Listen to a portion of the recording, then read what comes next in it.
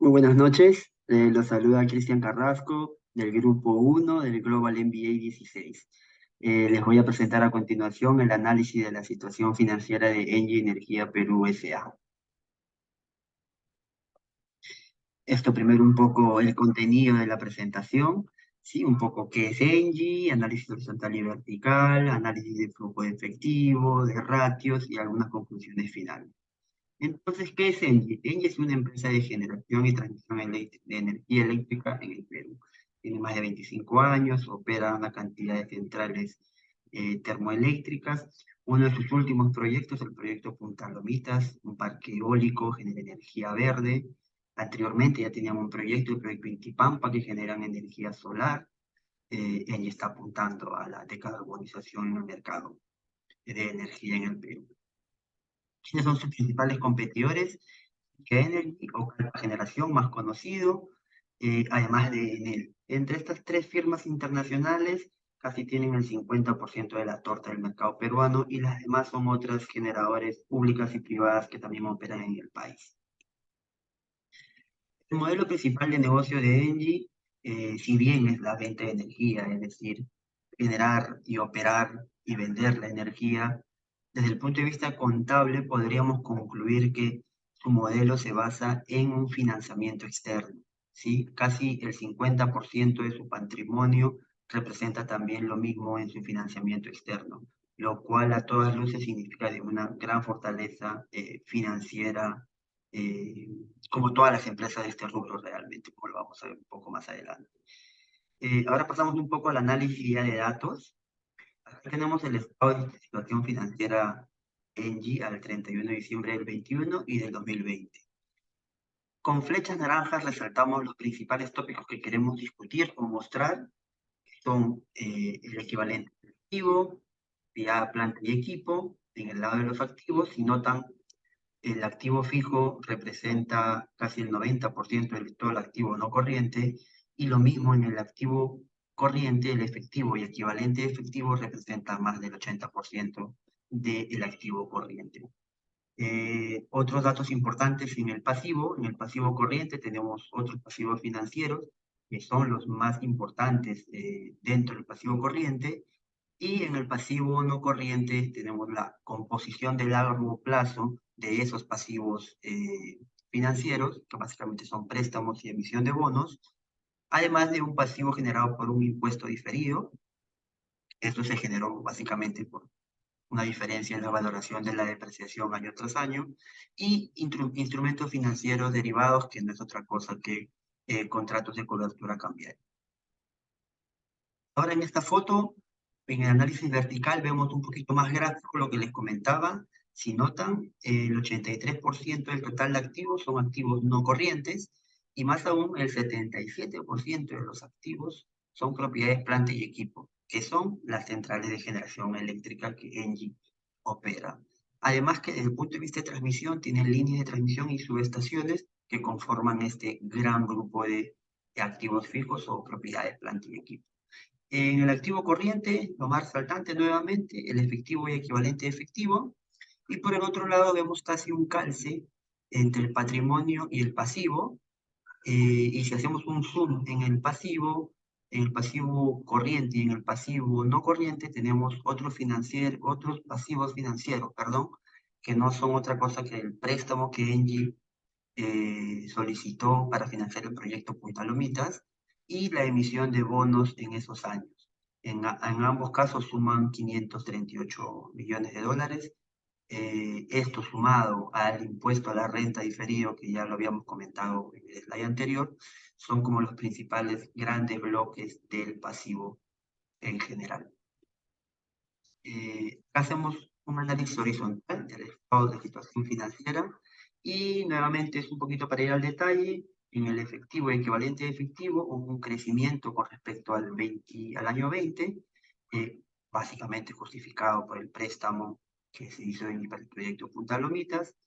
Lo mismo en propiedades, planta y equipo, es parte de la construcción de la estación eólica Punta Lomitas.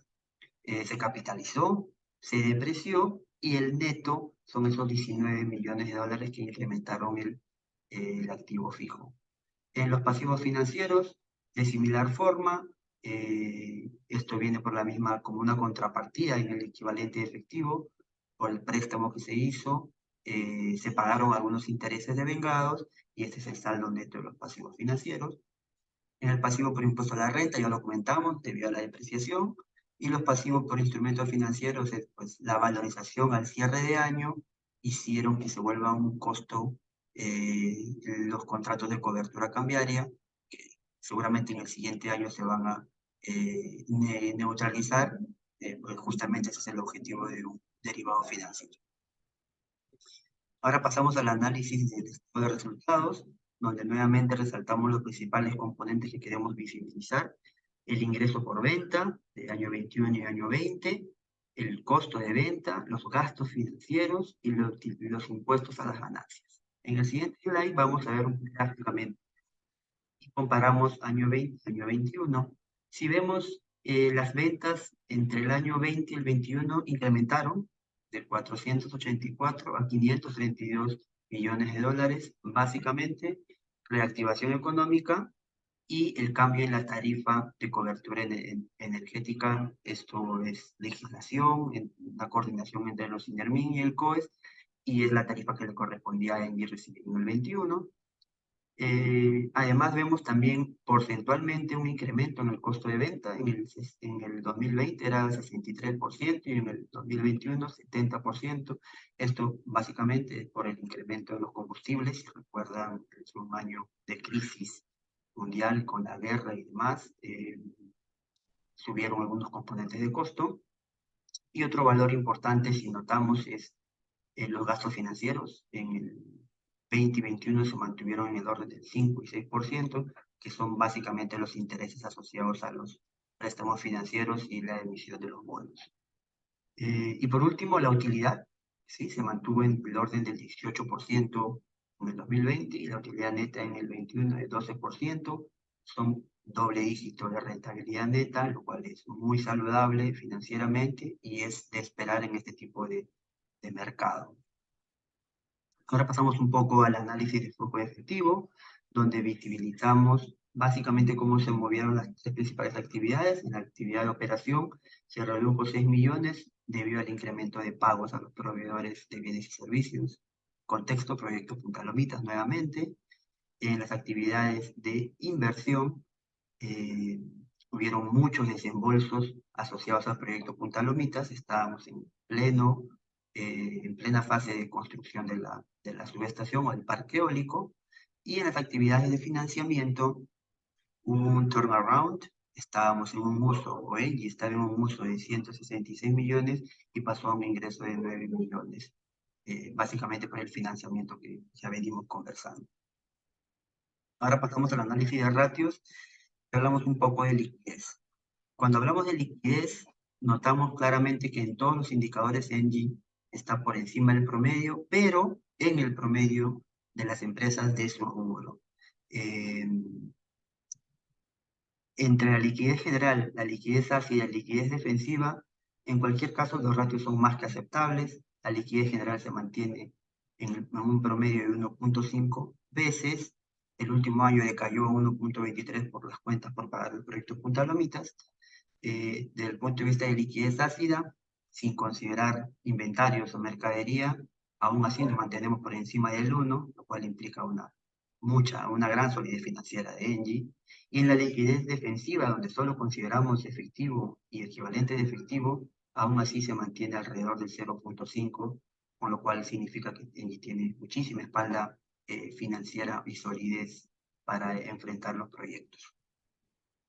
Los ratios de gestión, nuevamente vemos un muy buen manejo de la cartera y las cuentas por pagar.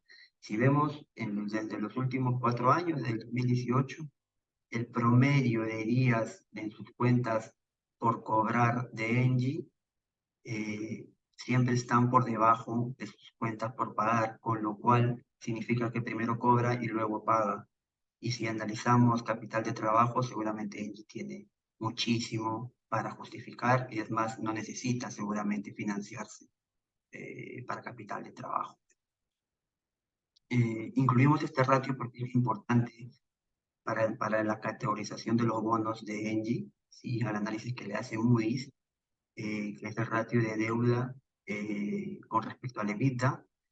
Los bonos de Engie se exigen que este ratio debe ser menor o como máximo 3.5 veces, y como vemos, Engie se mantiene en el peor año, en el 2018, en 2.62 veces, lo que quiere decir que Engie mantiene una solidez financiera conforme y que lo mantiene en un nivel más que aceptable al momento de la calificación crediticia, en este caso de Moody's.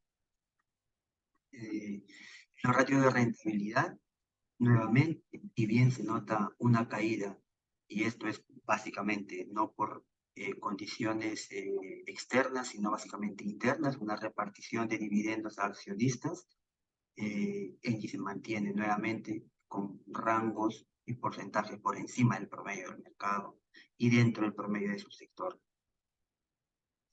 Y en este DuPont solamente lo que queremos visibilizar es una conclusión de lo que ya venimos mostrando: un margen neto del 12%, una rotación de activo alta del 0.23, un apalancamiento de 1.95, lo que nos trae como consecuencia el retorno sobre el patrimonio de 5.64%, lo que mostramos en el slide anterior, una solidez financiera enorme.